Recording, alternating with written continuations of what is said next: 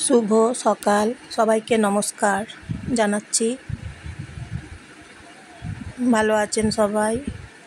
আজকে একটা এমন রান্না করব সুন্দর, এঁচোড় দিয়ে বানাবো রেসিপি। এঁচোড়গুলো আমি প্রথমে বুনিয়ে নিচ্ছি। দই দেবো এঁচোড়ে, এঁচোড় দেবো, দই দেবো। এঁচোড় দই রেসিপি রান্না করে নিচ্ছি এখন। এঁচোড়গুলোকে আমি বুনিয়ে নিচ্ছি প্রথমে এইভাবে।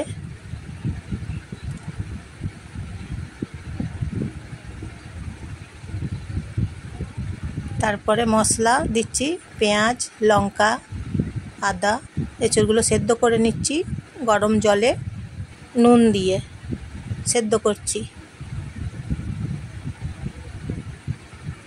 তারপর মশলা বেটে নিচ্ছি।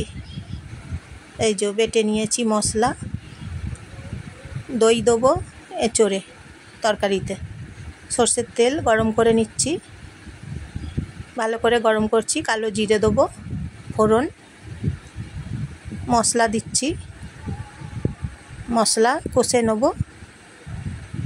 কালো জিরে এবং মশলা একসঙ্গে কষে নিচ্ছি সর্ষের তেলের সঙ্গে। নুন দিচ্ছি, হলুদ গুঁড়ো দিচ্ছি,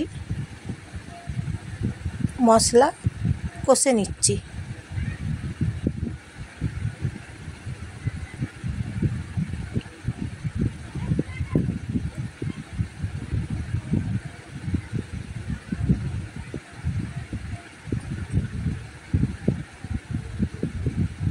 ভালো করে মশলা কষে নিচ্ছি এখন।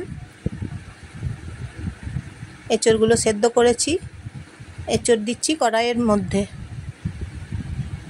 এঁচোড় দিয়ে এখন আমি রান্না করে নিচ্ছি। মশলা এবং এঁচোড় একসঙ্গে কষে নিচ্ছি, সামান্য জল দিচ্ছি।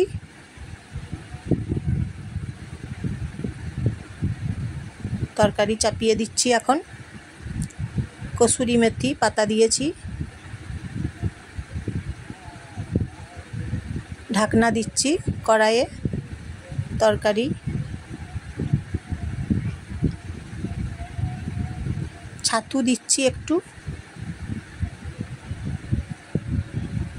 তাহলে এঁচোড় দই দিচ্ছি তরকারিতে। দই এঁচোড় রান্না করছি বিয়ে বাড়ির মতন। স্বাদ খুব সুস্বাদু হবে এই রান্না, খুব সুন্দর হবে। এঁচোড়গুলো একটু টিপে দিচ্ছি। নরম হয়ে গেছে একদম এঁচোড়, যদিও।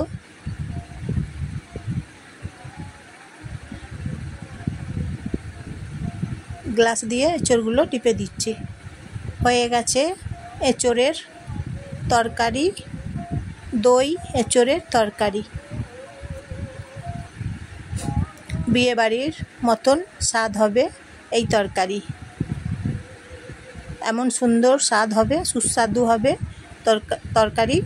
দেখুন হয়ে গেছে দই এঁচোড় তরকারি, খুব সুন্দর খেতে হয়।